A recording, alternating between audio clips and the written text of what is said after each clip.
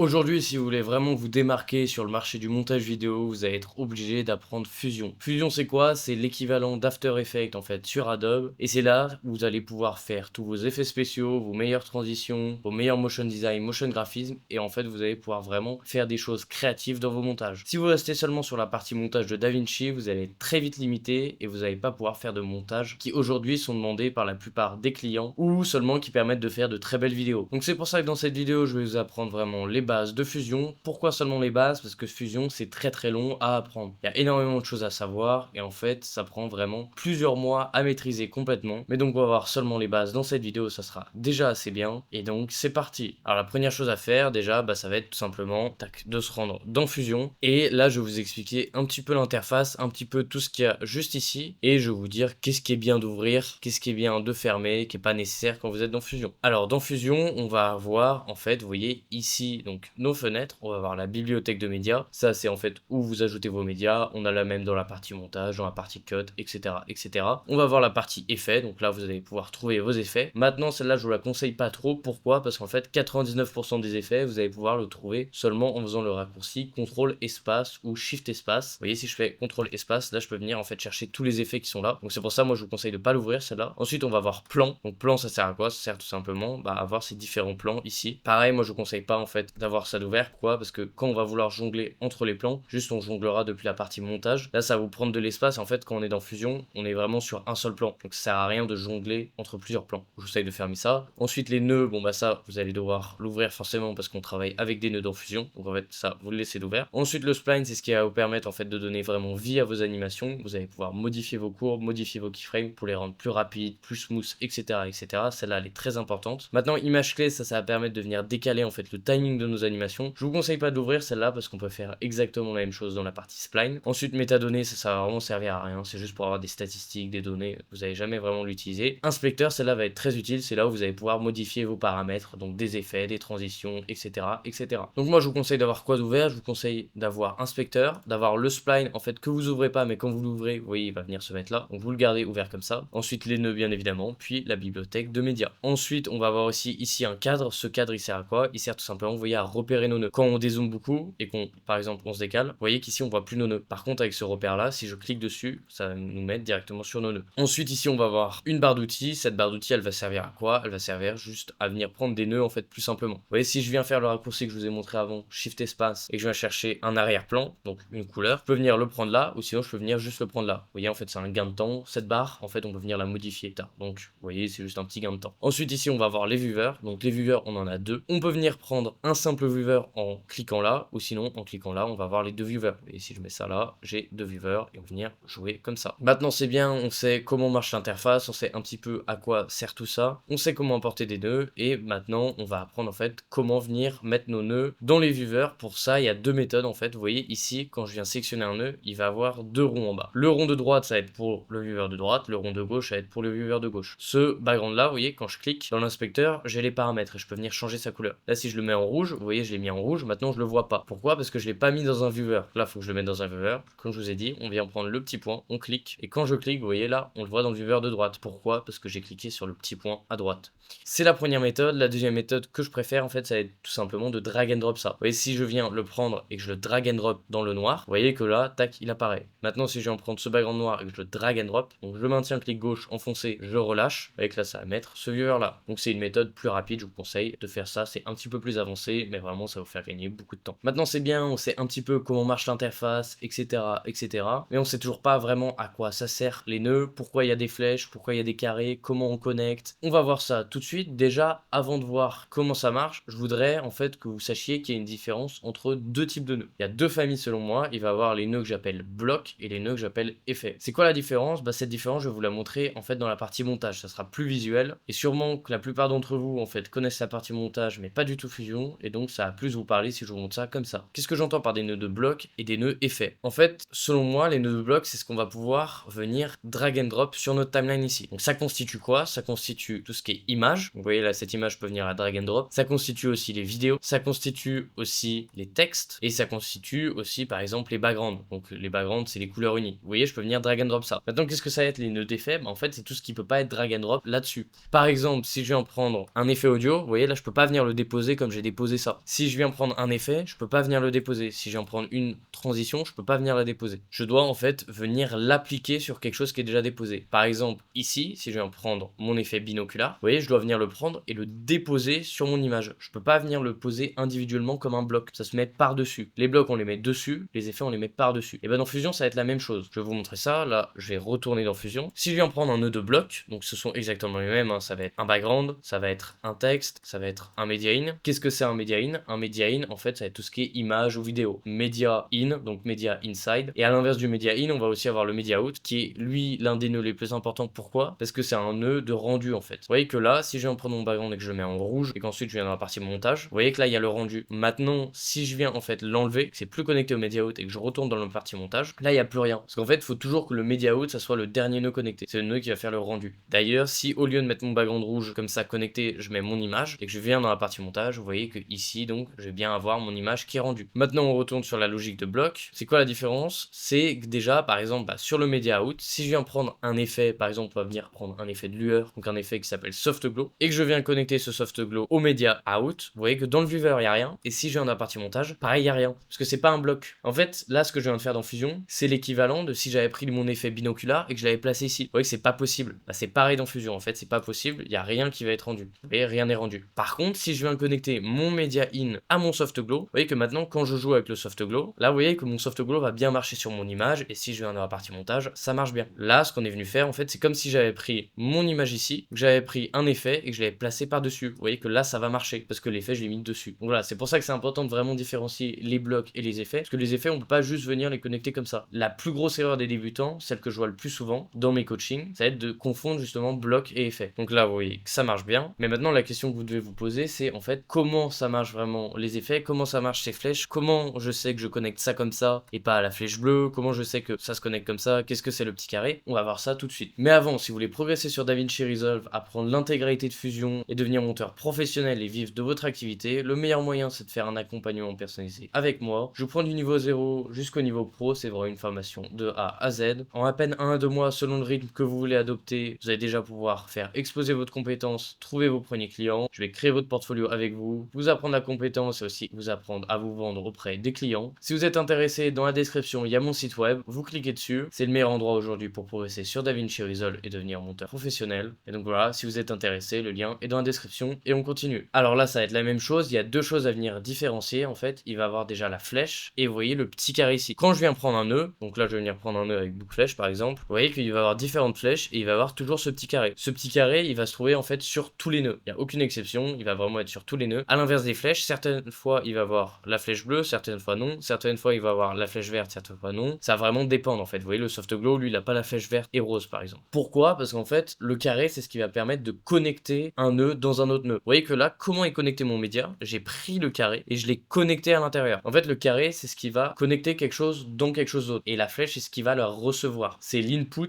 et l'output. Maintenant, vous voyez quand je viens connecter un carré dans une flèche, ça se connecte comme ça. Et chaque flèche en fait a une signification différente. Donc ça on va le voir après. On va d'abord se concentrer sur le carré. Vous voyez que si je viens connecter sur la flèche, donc ça va faire quelque chose de différent à chaque fois. Mais maintenant, qu'est-ce qui se passe si je viens connecter un carré dans un carré? Donc si je viens prendre par exemple mon média ici et que je le connecte dans le background, au carré du background, et que je lâche, vous voyez que ici ça va venir me créer une merge. Une merge, qu'est-ce que c'est? C'est une connexion. Et en fait, cette merge, ça va donner l'ordre de priorité. Si je viens mettre ensuite cette merge dans le viewer en faisant un drag and drop, donc comme je vous ai montré, vous voyez que là on va retrouver mon image par-dessus. Et donc la merge, elle va connecter quoi? Elle va connecter les deux choses qui sont ici. Donc d'un côté mon image et de l'autre le background. Donc le background rouge. Maintenant là c'est connecté, mais en fait on voit pas mon background rouge. Pourquoi? Parce qu'en fait c'est ici que les flèches vont être importantes. Les flèches vertes et jaunes, dans le cas de la merge, ça va être des flèches en fait de priorité. La flèche verte, vous voyez, si je viens laisser ma souris dessus, c'est merge point premier plan. En fait la flèche verte ça va être la flèche du premier plan. La flèche jaune, à l'inverse, ça va être la flèche de l'arrière-plan. Et donc là vous voyez celui qui a la flèche verte, si je le mets dans le viewer, c'est mon image, c'est pour ça que c'est par-dessus. Maintenant le background est à l'arrière-plan, c'est pour ça qu'on ne le voit pas. Si on a envie de voir mon background par-dessus, soit je viens inverser les flèches, soit sinon je peux venir baisser la taille en fait de ce cas-là, et du coup on verra que l'autre est juste en dessous. Pour ça, je peux venir chercher un nœud qu'on appelle transform. Transform, il va vous permettre de venir baisser la taille, faire des rotations, etc., etc. Et vous voyez, dans transform, quand je viens dans l'inspecteur ici à taille, je viens baisser la taille, et là donc, vous voyez que ce qui apparaît en dessous, c'est bien mon background rouge. Maintenant, on peut aussi venir inverser en fait les flèches. Pour ça, très simplement, je viens prendre la flèche là, je la déconnecte, celle-là je la déconnecte, et ensuite je prends mon background que je connecte dans la flèche verte, et celui-là que je connecte connecte dans la flèche jaune. Et là, vous voyez, maintenant, on voit mon background rouge au-dessus. Pareil, si j'ai envie que mon background rouge, en fait, soit plus petit, je vais venir chercher un transform, baisser sa taille, et vous voyez que maintenant, on va bien voir le background rouge au-dessus de ce qu'il y a ici. Pareil, je vais vous faire une démonstration à quoi ça ressemble si on faisait ça dans la partie montage. Si on faisait ça dans la partie montage, en fait, tout simplement, on aurait d'un côté mon background, donc là, que je vais mettre pareil en rouge, et de l'autre, on aurait mon image. Et mon image va être par-dessus. Pourquoi? Parce qu'elle a la flèche verte. En fait, une merge, on pourrait imaginer que c'est quelque chose qui a entre les deux ici, au milieu, pour venir les connecter. Et celui-là est par-dessus parce qu'il a la flèche verte, celui-là est par-dessous parce qu'il a la flèche jaune. Mais là, quand je viens faire ça, tac, c'est-à-dire que celui-là a la flèche verte, celui-là a la flèche jaune. Donc ça va être le premier ordre de priorité, flèche jaune est en dessous de la flèche verte, et flèche verte est au-dessus de la flèche jaune. Maintenant, vous voyez que là, j'ai baissé la taille avec des transforms, mais en réalité, on peut venir baisser la taille dans la merge. Vous voyez que la merge a quelques paramètres aussi. Je peux venir baisser la taille ici du rouge, et quand je viens baisser la taille du rouge, je viens baisser dans la merge. Et en fait, ça va impacter la flèche verte, parce que la flèche verte est prioritaire, donc les paramètres de la merge sont les paramètres qui vont impacter ce qu'a la flèche verte. Maintenant, si je viens inverser les flèches, encore une fois, vous voyez que celui qui est petit maintenant, ça va être tout simplement l'image. Pourquoi? Parce que pareil, les paramètres dans la flèche verte n'ont pas changé, je les ai laissés juste inverser les flèches. Donc maintenant, c'est celui qui a la flèche verte qui va être petit, donc dans ce cas-là, c'est l'image. La merge, ça sert un peu plus que juste à ça. Vous voyez que là, ça permet pour la taille, pour les déplacements, mais aussi on va retrouver par exemple les paramètres d'opération. Donc ça, c'est les paramètres de composition, c'est comment les couleurs vont se mélanger. Par exemple, si je mets obscurcir, multiplier, vous voyez que là, maintenant, mon image va en fait devenir la même couleur que ce qu'il y a là. Et on peut venir, vous voyez, faire plusieurs types de couleurs, tac, comme ça, etc., etc. Donc voilà, ça c'est le premier ordre de priorité, comme j'ai dit, flèche verte à la priorité sur la flèche jaune. Le deuxième ordre de priorité, en fait, ça va être de gauche à droite. Si je viens prendre, par exemple, un nouveau background, donc là, je vais venir le mettre, aller en bleu, vous voyez,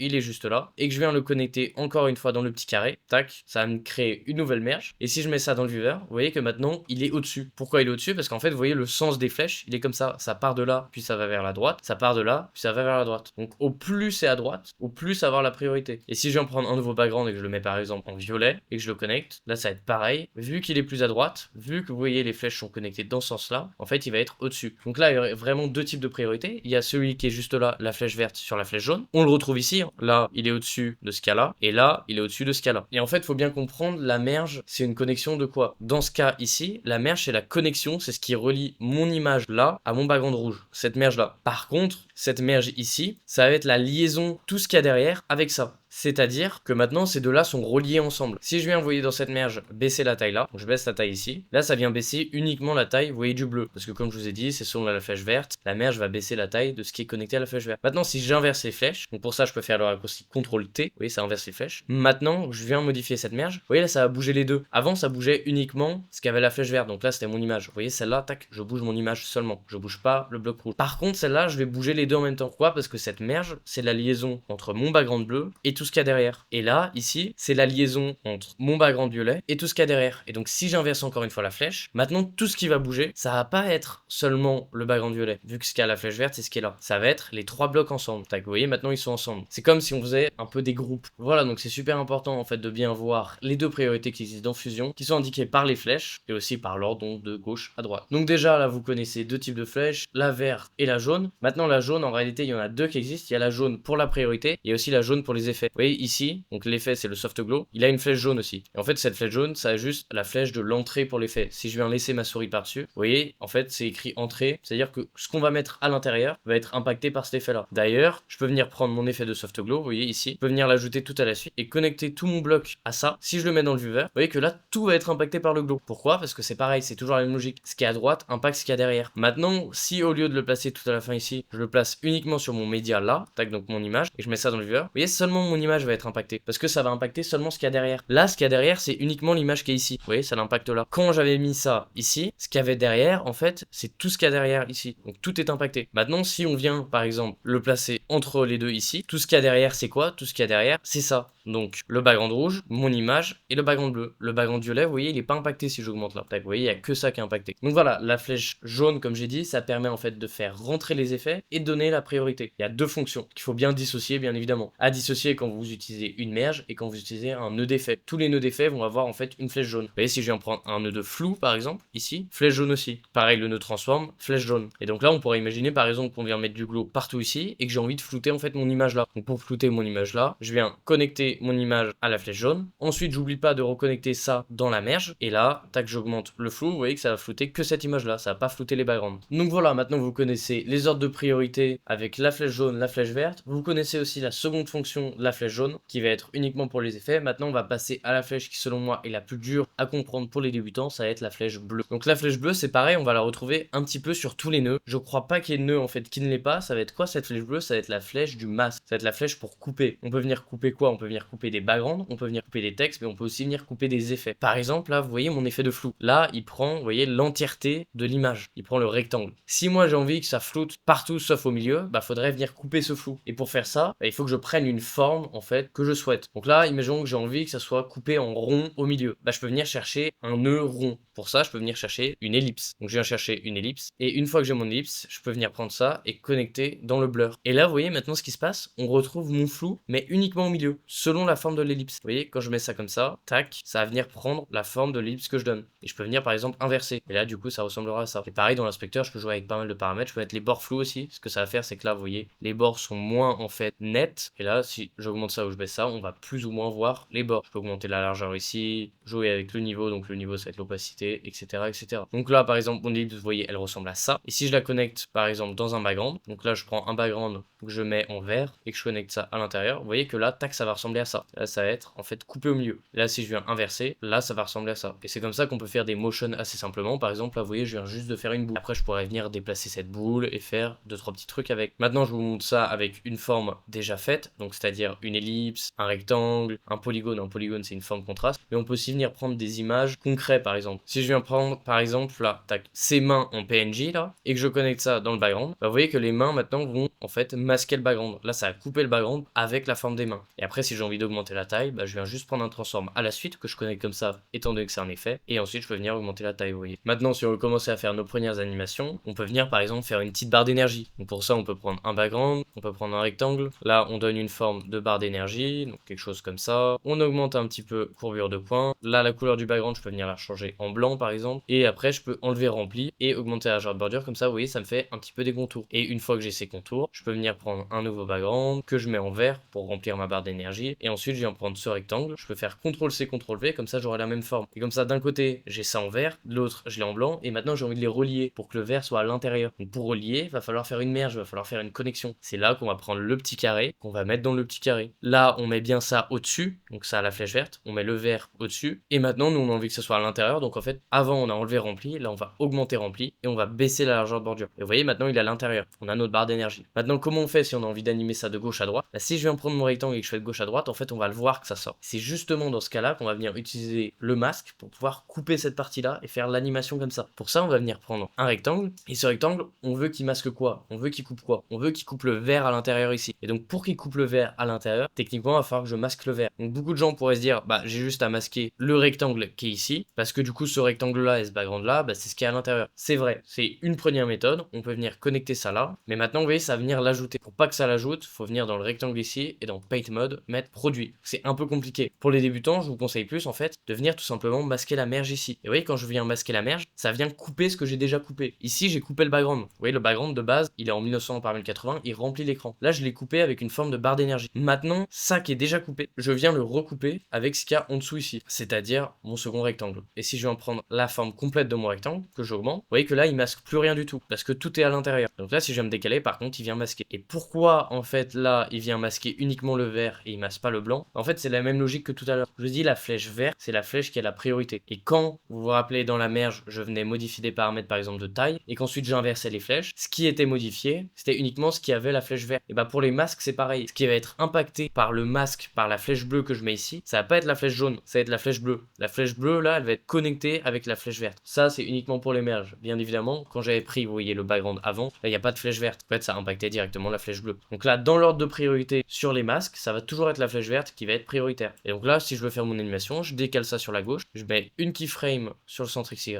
ensuite je viens à la frame 35 et je viens décaler ça à droite. Et là, si je lance, tac, vous voyez, ça ressemble à ça. Maintenant, c'est justement là qu'on va commencer à utiliser le spline, parce que je vous l'ai toujours pas présenté. Le spline, ça va nous permettre de fluidifier notre animation. Vous voyez que là, si on regarde, c'est très saccadé, c'est pas beau. Si j'ai envie de fluidifier ça, je viens dans le spline, et là, vous voyez, je vais retrouver mon rectangle. Le rectangle, c'est le nœud que j'ai changé, que j'ai modifié, où j'ai mis les keyframes. Je clique sur les cases, Et là, vous voyez, il va avoir cette courbe. Comment elle marche cette courbe en fait? Vous voyez que en ordonnée, on va avoir l'intensité, donc de 0 à 1, et en abscisse, on va avoir le timing, donc de 0 à 35. Vous voyez que là, 0,35, c'est bien le timing de mon animation. Et là, elle est linéaire ma courbe. On veut jamais avoir une courbe linéaire, parce qu'une courbe linéaire, c'est une courbe qui est pas belle, c'est pas une belle animation. Donc pour modifier cette courbe, ce qu'on va venir faire, c'est faire CTRL A pour venir sélectionner les deux keyframes, donc les deux cadenas, c'est les keyframes. Ensuite, on fait SHIFT S, et là, vous voyez, ça nous fait une forme en S. Maintenant, on peut appuyer sur T. T, ça va nous permettre en fait de venir modifier l'intensité. Si je viens augmenter là, vous voyez que maintenant l'intensité va changer. Au début, ça va être lent là, parce que ça monte pas en intensité. Je vous rappelle, ça c'est l'intensité. Ensuite, ici, ça va augmenter rapidement, et là, ça va se stabiliser à la fin. Donc si on regarde maintenant, tac, vous voyez, c'est beaucoup plus fluide mon animation ici, comparé à ce qu'il y avait avant. Tac. La seconde chose qu'on peut faire pour améliorer une animation, c'est premièrement, comme je vous ai montré, le spline. Secondement, venir ajouter du flou de mouvement. Le flou de mouvement, on le trouve où? C'est plutôt simple, on le trouve partout dans le nœud, au même endroit. C'est en fait qu'on vient dans l'inspecteur, on va dans paramètres ici, et là, flou de mouvement. Si je viens par exemple dans un autre rectangle, paramètres, flou de mouvement. Background ici, paramètres, vous voyez, flou de mouvement, je l'active. Vous le trouvez à chaque fois au même endroit. Donc là, on vient dans le rectangle qui a du mouvement, bien évidemment, et on vient cliquer sur flou de mouvement. Et là, on peut choisir la qualité. Et là, on va avoir une très belle animation. Donc pour vous montrer vraiment la différence entre spline et sans spline, je vais faire une deuxième démonstration. Je vais venir prendre un background, une ellipse, comme ça je vais avoir un rond, et ensuite je vais venir prendre un transform, et là je vais faire mon animation dans l'inspecteur. Donc je vais mettre une keyframe sur la taille, je mets ça à 0, et ensuite à la frame 35, j'augmente ça. Et là si je regarde, vous voyez mon animation ressemble à ça, donc elle est très saccadée, elle est pas belle. Si je viens dans mon spline, donc d'abord je sélectionne mon nœud, ensuite je vais dans le spline, vous voyez j'ai encore ma courbe ici linéaire, donc c'est pas beau. Donc je vous rappelle, on sélectionne, soit on peut glisser comme ça, soit on fait CTRL A, et ensuite SHIFT S, et pour augmenter l'intensité, parce que là on a juste amélioré la forme, on fait T, comme ça il y a ça qui apparaît, et ensuite j'augmente un petit peu là, j'augmente un petit peu là. À vous de choisir les valeurs selon ce qui va vous correspondre le mieux. Moi je vais mettre par exemple 80-60, à vous de voir ce que vous aimez bien. Et ensuite si je lance maintenant, tac, vous voyez là c'est vraiment beaucoup plus fluide par rapport à ce que j'avais avant. Et là je peux venir augmenter le flou de mouvement, et quand je regarde, tac, vous voyez la qualité est vraiment bien. Et voilà, et donc une fois que vous avez été satisfait en fait de ce que vous avez créé, je vous rappelle qu'il faut toujours venir le connecter au MediaOut. Ça c'est la deuxième erreur que je vois le plus souvent avec les débutants, c'est ils oublient de connecter au MediaOut, et donc après quand ils vont dans la partie montage, ils ne voient pas leurs résultats, et ils comprennent pas. Donc voilà, toujours connecté au MediaOut, ça doit être toujours le dernier nœud. Vous le connectez comme un effet, juste dans la flèche jaune. Et donc voilà, c'est tout pour cette vidéo sur les bases de Fusion. Donc si vous êtes intéressé pour progresser sur DaVinci Resolve, le lien de mon site web est dans la description, c'est le meilleur endroit pour progresser. Et sinon, si vous avez aimé cette vidéo et que vous voulez une partie 2, n'hésitez pas à me le dire dans les commentaires. À bientôt!